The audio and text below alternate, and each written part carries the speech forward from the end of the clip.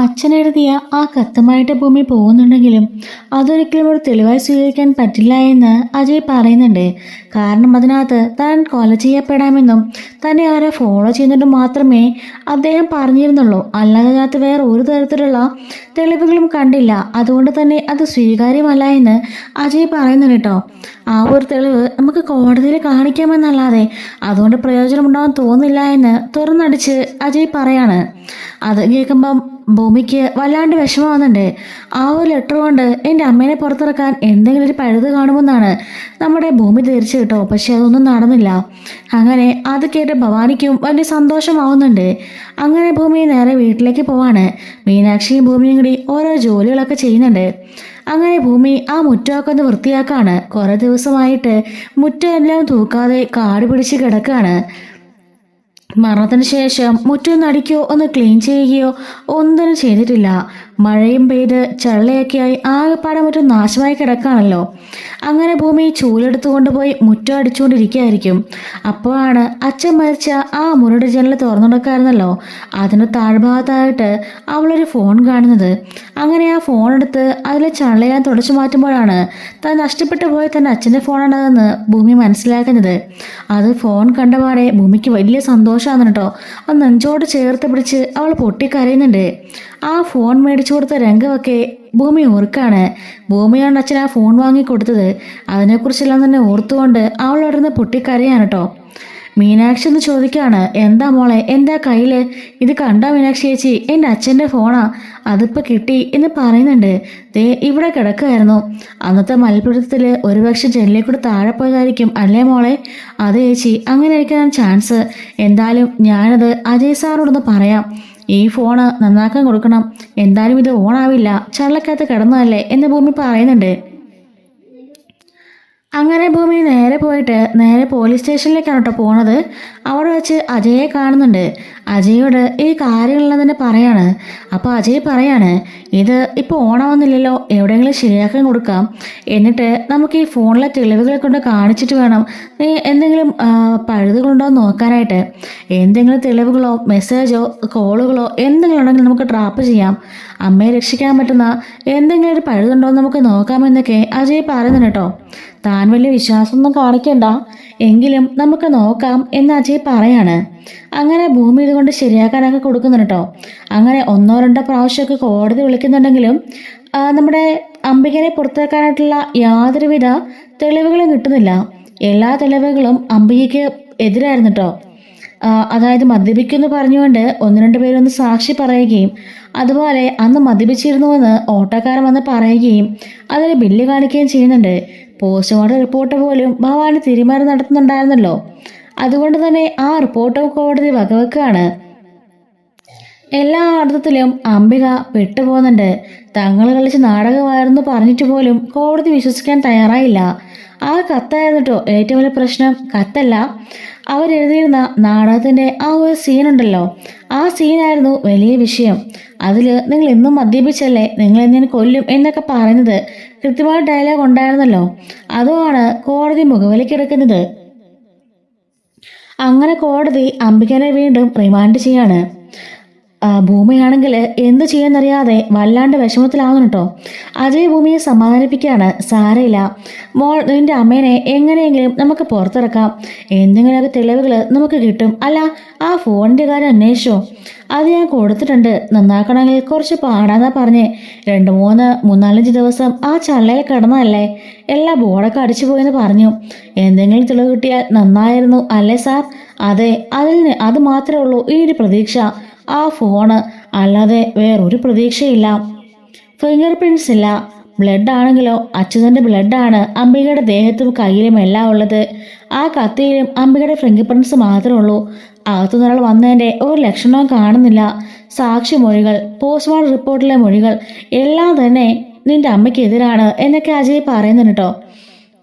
അങ്ങനെ അജയുടെയും ഭൂമിയുടെയും വിവാഹമൊക്കെ കഴിയുന്ന സമയത്താണ് കേട്ടോ അങ്ങനെ ഈ ഒരു മൊബൈൽ കടക്കാരൻ നമ്മുടെ ഭൂമിയെ വിളിക്കുന്നുണ്ട്.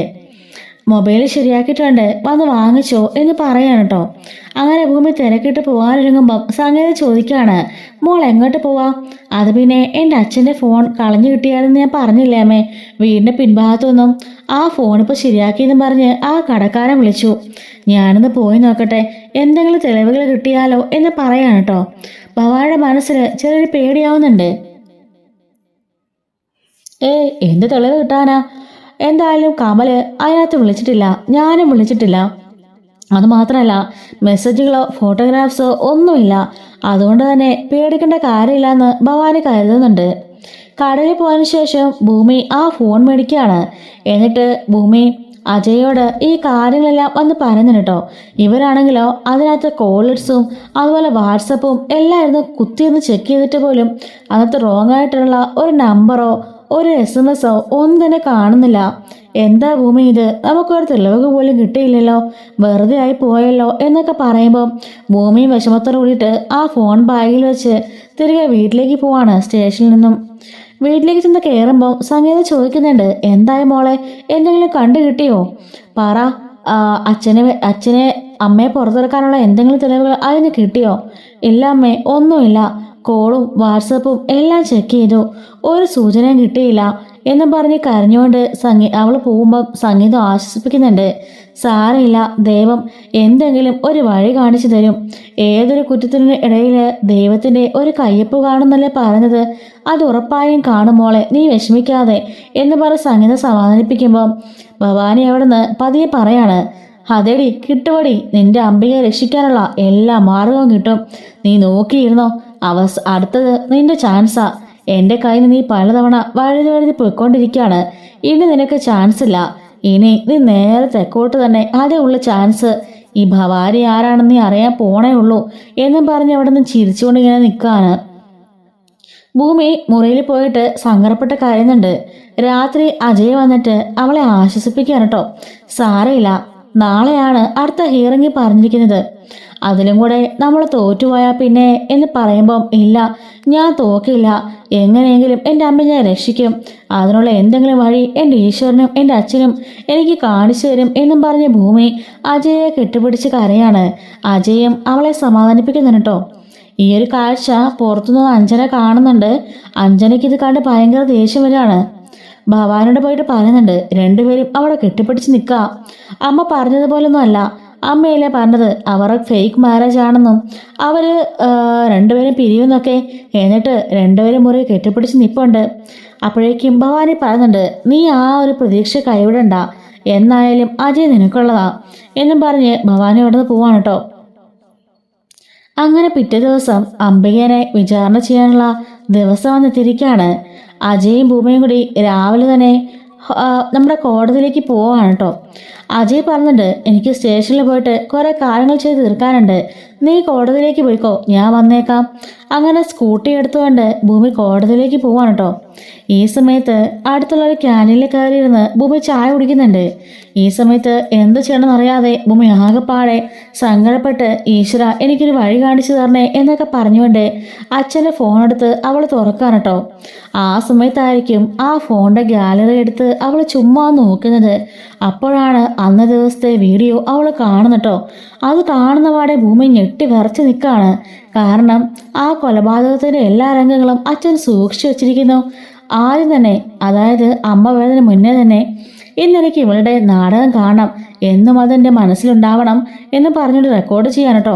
നമുക്ക് റിഹേഴ്സൽ ചെയ്താലോ എന്നും പറഞ്ഞുകൊണ്ട് രണ്ടുപേരും കൂടി റിഹേഴ്സൽ ചെയ്യുന്നു.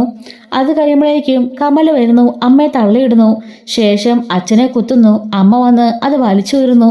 എല്ലാ സംഭവങ്ങളും വളരെ ക്ലിയർ ആയിട്ട് തന്നെ അതിൽ പതിഞ്ഞിട്ടുണ്ട് കേട്ടോ. അങ്ങനെ ആ വീഡിയോ കാണുന്ന ഭൂമിക്ക് എന്ത് ചെയ്യണമെന്ന് അറിയില്ല. സന്തോഷം കൊണ്ട് അവൾ തുള്ളിച്ചാടുകയാണ് കേട്ടോ. അങ്ങനെ ചായക്ക് പൈസയും കൊടുത്തതിന് ശേഷം ഭൂമി അവിടെ നിന്ന് പോയിട്ട് അജയനെ വിളിക്കാൻ ശ്രമിക്കുന്നുണ്ടെങ്കിലും കോള് കിട്ടുന്നില്ല കേട്ടോ. അങ്ങനെ ഭൂമിയാണെങ്കിലോ കോടതിക്കകത്ത് പോയിരിക്കുകയാണ്. ആ ഫോൺ ആരെങ്കിലും തട്ടിയെടുക്കുമോ, ആരെങ്കിലും കണ്ടു കാണുമോ എന്നൊക്കെ ഭയങ്കര പേടിയുണ്ട്.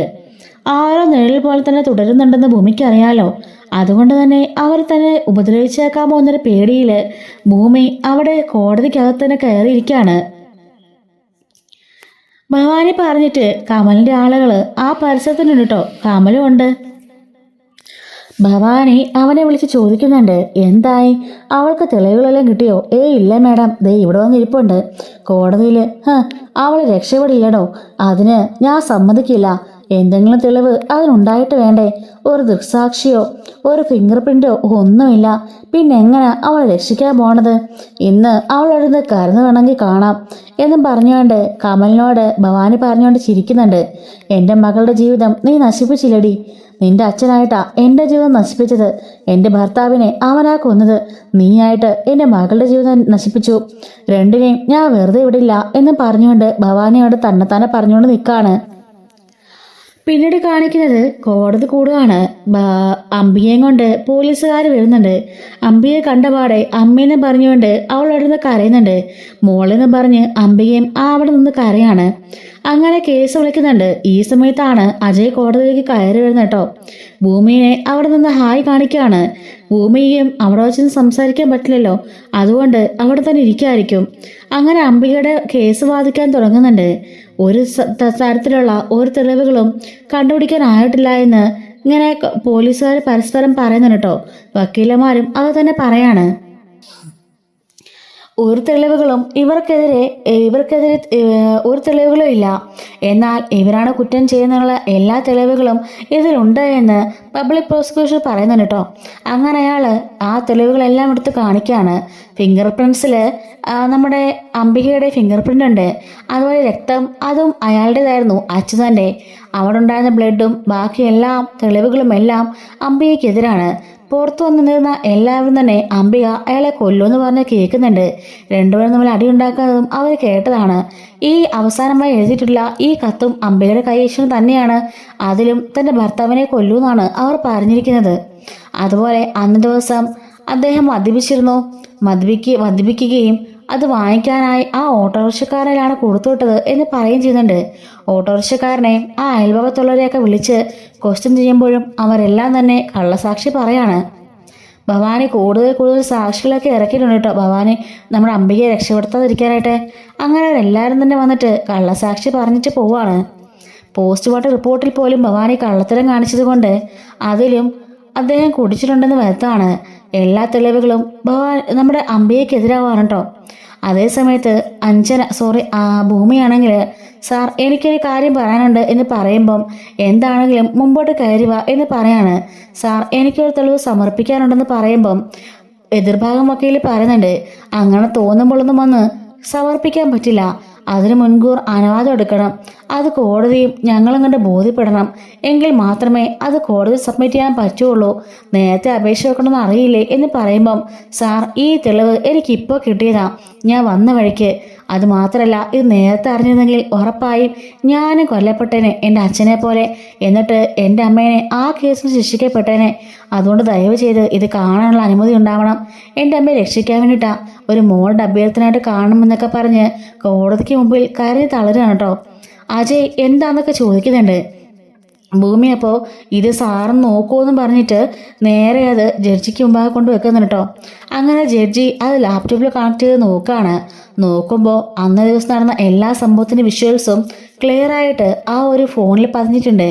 അത് ലാപ്ടോപ്പിലൂടെ ആ ഒരു ജഡ്ജി കാണണം കേട്ടോ. അപ്പോൾ എല്ലാവർക്കും സംശയമാണ് എന്താണ് ആ കൊടുത്തതിൽ നിന്നുള്ളത് കേട്ടോ. സംഗീതയും അതുപോലെ സത്യനാഥനും പിന്നെ മുത്തശ്ശിയും എല്ലാവരും തന്നെ കോടതിയിൽ വന്നിട്ടുണ്ട്. എല്ലാവരും ആകാംക്ഷയോടെ ഇരിക്കുകയാണ്. ഇന്നാണ് നമ്മുടെ അംബികയുടെ വിധി വരുന്ന ദിവസം. അതുകൊണ്ട് എല്ലാവരും നേരത്തെ തന്നെ വന്നിട്ടോ. എല്ലാവരും സംശയത്തോടെ ഇരിക്കുകയാണ് എന്താണ് ഭൂമി കൊടുത്തെന്നുള്ളത്. ഇതേ സമയം കമലി വിളിച്ച് ഭൂമിയുടെ കാര്യം പറയുമ്പോൾ ഭൂമിക്ക് ടെൻഷനാവുന്നുണ്ട്.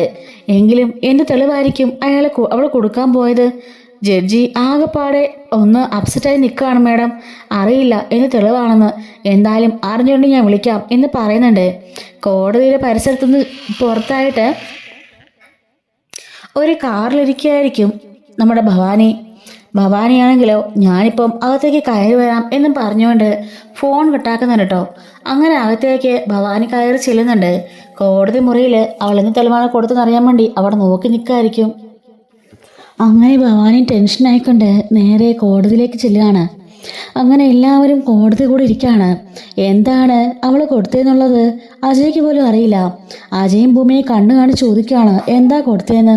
ഭൂമിയാണെങ്കിൽ ചിരിച്ചുകൊണ്ട് ഇപ്പം കാണാമെന്നും പറഞ്ഞുകൊണ്ട് അജയെ ആശ്വസിപ്പിക്കുകയാണ്. ആ സമയത്ത് ജഡ്ജി ആ ലാപ്ടോപ്പ് തിരിച്ച് എല്ലാവരെയും കാണിക്കുന്നുണ്ട്. അന്നേ ദിവസം ദൈവത്തിൻ്റെ കയ്യൊപ്പ് എന്നൊക്കെ പറയുന്നത് പോലെ അച്യുതൻ എടുത്തു വെച്ച ഒരു വീഡിയോ. തൻ്റെ ഭാര്യയെ രക്ഷപ്പെടുത്താനായിട്ട് അച്യുതനന്ന് അത് ദൈവം തോന്നിച്ചതാണെന്ന് ഇങ്ങനെ മനസ്സിലാവുന്നുണ്ട്. കൃത്യമായിട്ട് പറഞ്ഞാൽ കൃത്യമായിട്ട് ആ ഒരു നാടകം തുടങ്ങുന്നതിന് മുമ്പേ തന്നെ ആ അംബിക വരുന്ന തൊട്ട് മുമ്പായിട്ട് തന്നെ സെറ്റ് ചെയ്ത് വെച്ചിരുന്നല്ലോ. ആ വീഡിയോ എല്ലാം തന്നെ ക്ലിയറായി തന്നെ കാണുന്നുണ്ട് കേട്ടോ. അംബിക നടന്നു വരുന്നതും അച്യുതൻ നമുക്ക് നാടക റിഹേഴ്സൽ ആരംഭിക്കാമെന്ന് പറഞ്ഞതും ദേ ഇവിടെയുണ്ട് പേപ്പറെന്ന് പറഞ്ഞത് കാണിക്കുന്നതും രണ്ടുപേരും കൂടി നാടകം അഭിനയിക്കുന്നതും തൊട്ടു മുന്നിലെ കമല് വരുന്നതും കമല് അവളെ പിടിച്ച് തള്ളിയിട്ട് അച്യുതനെ കുത്തുന്നതും അങ്ങനെ തുടങ്ങിയ എല്ലാ സംഭവങ്ങളും വളരെ ക്ലിയർ ആയിട്ട് തന്നെ കാണാം കേട്ടോ. പോലീസുകാർ വരുന്നത് വരെയുള്ള ക്ലിയർ ആയിട്ടുള്ള വിഷ്വൽസ് എല്ലാം തന്നെ കിട്ടിയിട്ടുണ്ട്. അതിനുശേഷമുള്ള തിരക്കിനിടയിലാണ് ആ ഫോൺ പറഞ്ഞ് താഴെ പോകുന്നതും ചള്ളയിൽ കുതിർന്നു പോകുന്നത് കേട്ടോ. എന്തായാലും അത് വലിയൊരു തെളിവായിരുന്നു. ആ ഒരു തെളിവില്ലെങ്കിൽ ഉറപ്പായിട്ടും അംബിക ഇപ്പോൾ ജയിൽ ശിക്ഷയിലായിരുന്നേനെ.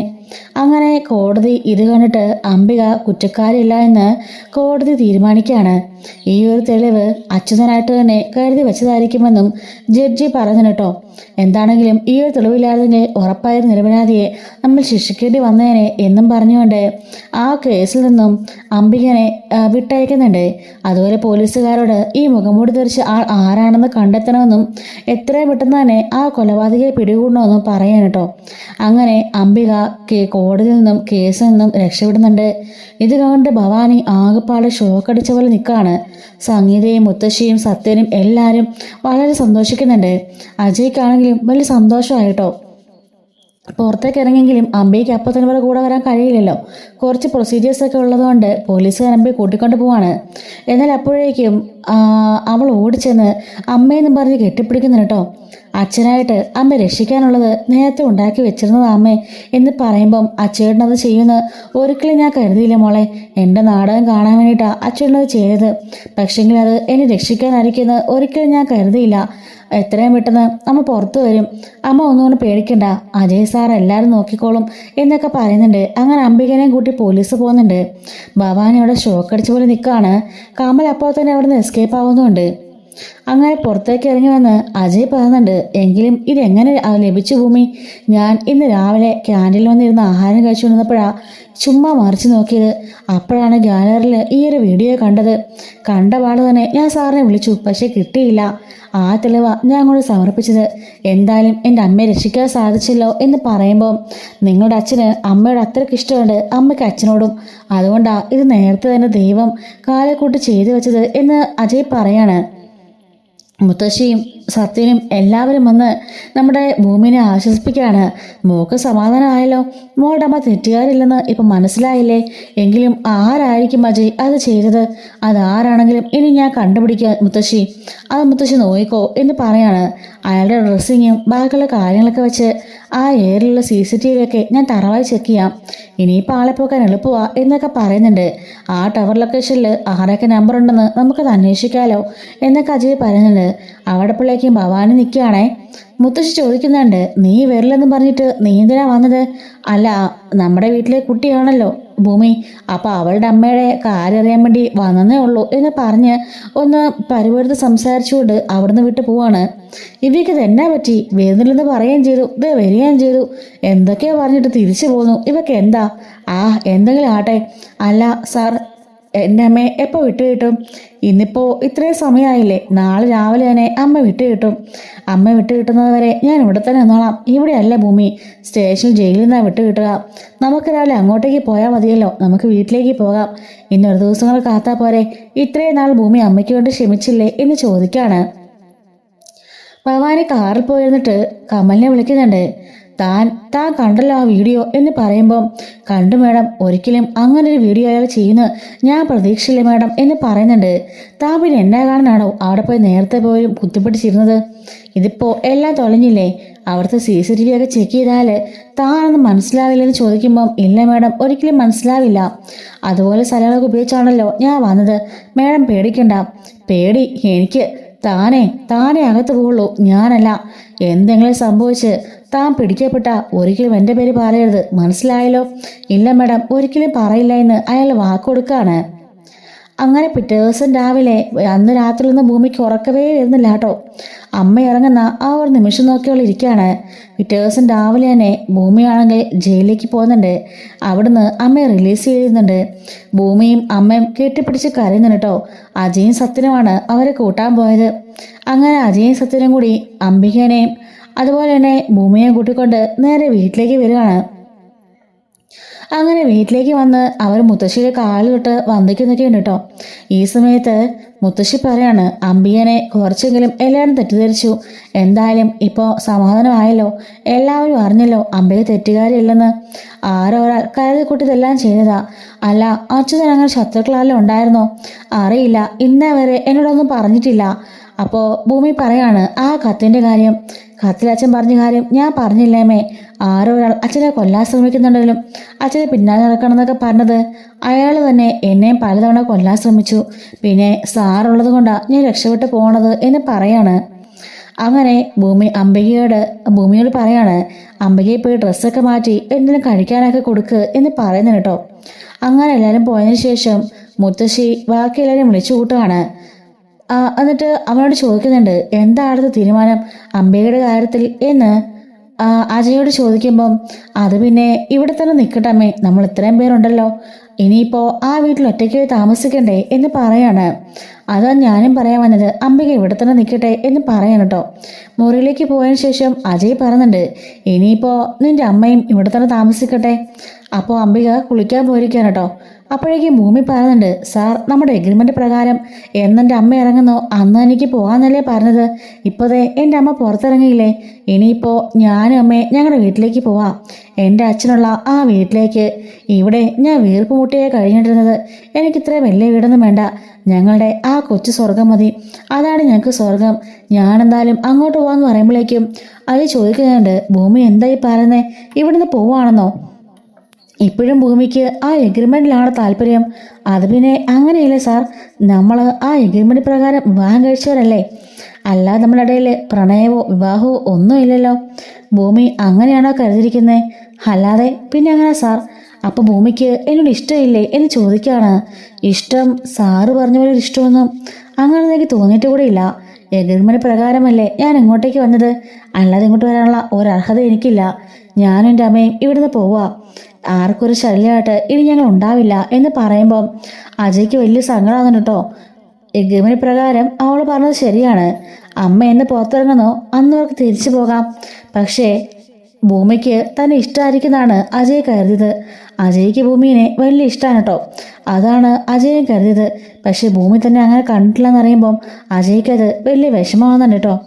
അങ്ങനെ ഭൂമി അംബിക കുളിയെല്ലാം കഴിഞ്ഞിട്ട് രണ്ടിനും പോയിരുന്ന് ആഹാരം കഴിക്കുകയാണ്.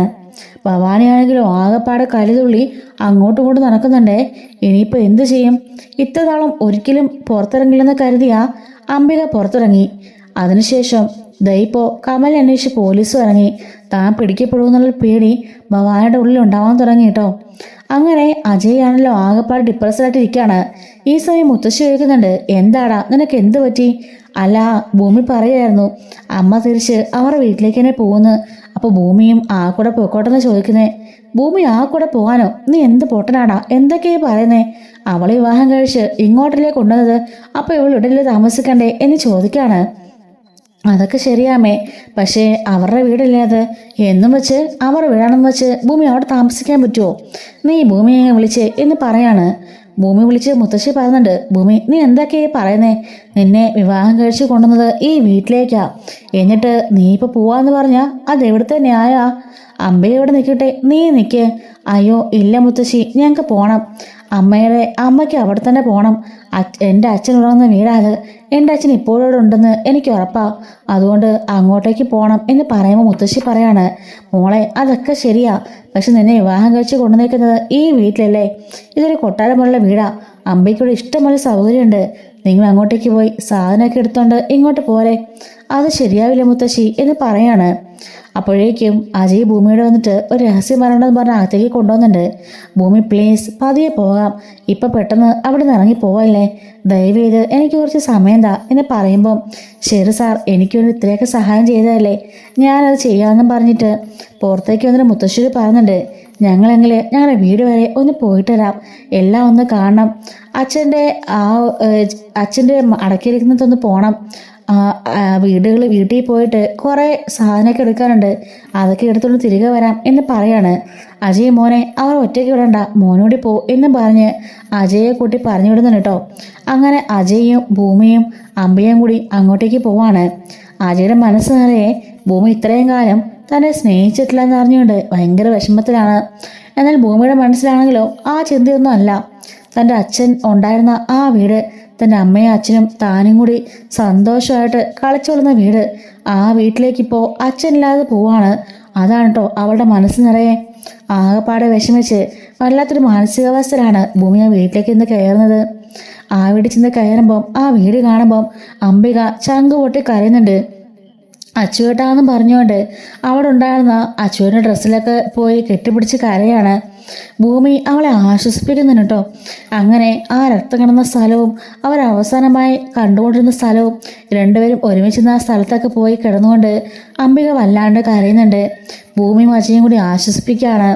അങ്ങനെ അന്ന് ഒരു ദിവസം അവിടെ സ്റ്റേ ചെയ്തിട്ട് പിറ്റേ ദിവസം രാവിലെ തന്നെ അജയ് അവരെയും കൂട്ടിക്കൊണ്ട് കഥ എല്ലാം കൂട്ടി നേരെ ആ സൗഭാഗ്യപുരത്തേക്ക് തന്നെ പോവാണ് കേട്ടോ. അങ്ങനെ അവിടെ ചെന്നതിന് ശേഷം അജയ് പറയാണ്, ഭൂമി ആ കാര്യങ്ങളെല്ലാം നമുക്ക് പതിയെ തീരുമാനിക്കാം, എന്തായാലും പോകുന്ന കാര്യം പിന്നീട് ആലോചിക്കാം എന്നും പറഞ്ഞുകൊണ്ട് ഭൂമിയും അമ്മയും അവിടെ തന്നെ സ്റ്റേ ആവുകയാണ് കേട്ടോ. ഇതുപോലെ വരാൻ പോകുന്ന എല്ലാ സ്റ്റോറീസ് നമ്മുടെ ചാനലിലൂടെ എല്ലാ ദിവസവും അപ്ലോഡ് ചെയ്യുന്നതായിരിക്കും കേട്ടോ. മിസ്സാതിരിക്കാൻ ചാനൽ മറക്കാതെ സബ്സ്ക്രൈബ് ചെയ്ത് ഹൈപ്പും ലൈക്കും ചെയ്ത് സപ്പോർട്ട് ചെയ്യണേ. Thanks for watching.